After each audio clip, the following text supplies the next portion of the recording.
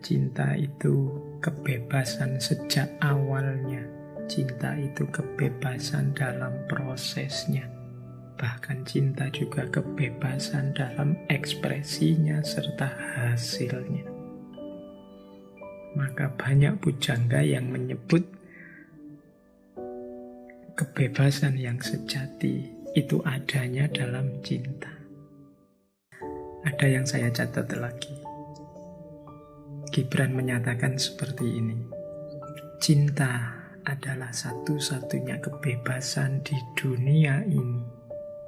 Karena cinta itu membangkitkan semangat yang hukum-hukum kemanusiaan dan gejala-gejala alam pun tak bisa mengubah perjalanannya. Ini konsep tentang hubungan antara cinta dan kebebasan. Uraiannya bisa sangat panjang tema ini, tapi ringkasnya adalah cinta itu kebebasan sejak awalnya. Cinta itu kebebasan dalam prosesnya. Bahkan cinta juga kebebasan dalam ekspresinya serta hasilnya. Maka banyak pujangga yang menyebut kebebasan yang sejati itu adanya dalam cinta. Saya juga sering menjelaskan bahwa cinta itu obat dari belenggu. Belenggu yang paling utama yaitu apa? Belenggu ego. Orang yang mencintai dibebaskan dari belenggu egonya. Cinta itu kebebasan sejak awalnya.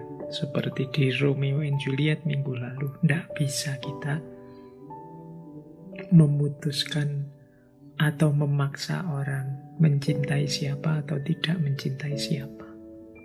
Pendeta Bulos Galib dalam Al-Ajniha Al-Mutakatsiroh ini memaksa Selma untuk menikah dengan keponakannya. Kalau menikah bisa dipaksa, kalau cinta tidak. Jadi cinta itu sepenuhnya ada dalam penguasaan orang yang mencintai. Bahkan seandainya kalian misalnya suka sama siapa, kemudian dia ternyata menolakmu, dia yang menolakmu itu pun tidak bisa membuatmu tidak mencintainya. Jadi kalau engkau masih tetap ingin mencintainya, itu juga engkau bisa. Jadi makanya sejak awalnya cinta itu kebebasan. Dalam ekspresinya pun juga begitu. Makanya di kalimatnya Gibran itu yang bahkan hukum-hukum kemanusiaan dan gejala-gejala alam pun tidak bisa mengubah perjalanannya. Orang yang sudah jatuh cinta itu biasanya dihalangi oleh apapun, diatur seperti apapun, kemudian bahkan melawan hukum alam. Mungkin melawan hukum alam itu sampai tidak makan, tidak tidur, sampai tidak istirahat. Kadang-kadang orang jatuh cinta itu kan melawan hukum alam. Tapi kalau orang sedang mencintai, hukum alam seperti itu pun bisa ditabrak. Kalau tidak sedang mencintai, mungkin jam 10 malam, 11 malam kita sudah ngantuk tidur. Tapi kalau pas ngobrol dengan yang kita cintai, sampai jam 3 subuh mungkin masih betah. Kadang cuma chat di WA, sudah tidur belum? I miss you, nanti balas lagi I miss you, bolak-balik sampai bolak-balik. Itu kan melawan gejala alam biasanya. Orang sudah tidur, dia tidak jadi tidur. Bahkan kalau ngobrol bisa sampai subuh. Itu gejala alam. Bisa ditabrak, apalagi hukum-hukum kemanusiaan. Aturan-aturan budaya. Itu bisa dengan mudah ditabrak oleh para pecinta. Maka jadi cinta akan mencari jalannya sendiri. Cinta akan mencari orang yang dia cintai tanpa harus terlalu peduli dengan hukum kemanusiaan dan gejala alam.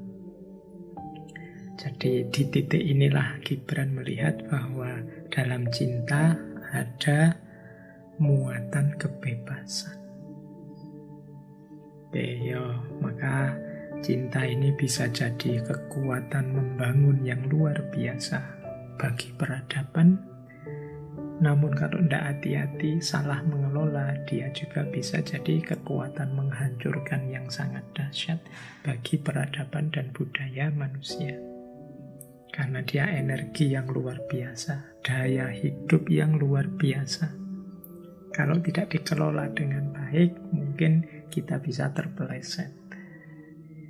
Jadi paling tidak malam hari ini kita belajar karakter-karakternya. Oke, ada lagi ini pelajaran dari Gibran. Selain kebebasan apa? Air mata. Kata Gibran, cinta yang dibasuh oleh air mata akan tetap murni dan indah senantiasa. Jadi mungkin ini ya salah satu tadi alasan mengapa sih banyak sekali kisah-kisah cinta yang dahsyat, yang populer, yang agung itu akhirnya sad ending. Sad ending itu berakhir tidak bahagia. Sebagian besar bahkan berakhir tragis. Saling meninggal, masing-masing mati karena cinta. Nah, katanya Gibran memang cinta itu kalau bertabur air mata biasanya tetap murni dan indah. Mengapa? Ya karena dalam tantangan, dalam ujian, ketika ada banyak masalah, cinta itu akan menguatkan para pecinta. Situasi-situasi sulit ini akan semakin menguatkan cinta. Situasi sulit itu sebenarnya tidak hanya berhubungan dengan cinta, tapi mungkin teman-teman mengalami hidup susah dengan siapa, dalam hal apa, itu biasanya kenangannya jauh lebih indah, lebih murni. Mungkin tidak harus dengan lawan jenis, dengan teman misalnya. Pernah sama-sama mengalami kesulitan berdua dengan temanku yang ini. Itu kan pengalamannya lebih berkesan. Jadi lebih terkenang. Saya bilang tadi, kenangan itu sifatnya indah.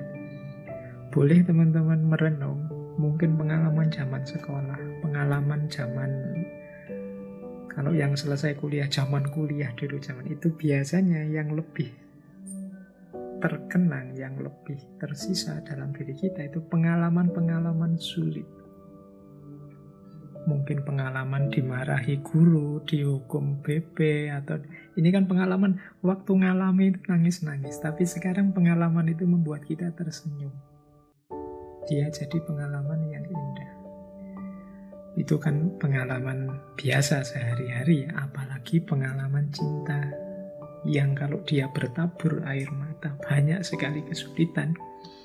Melenyapkan itu akan sangat sulit. Karena dia sangat murni dan indah sifatnya.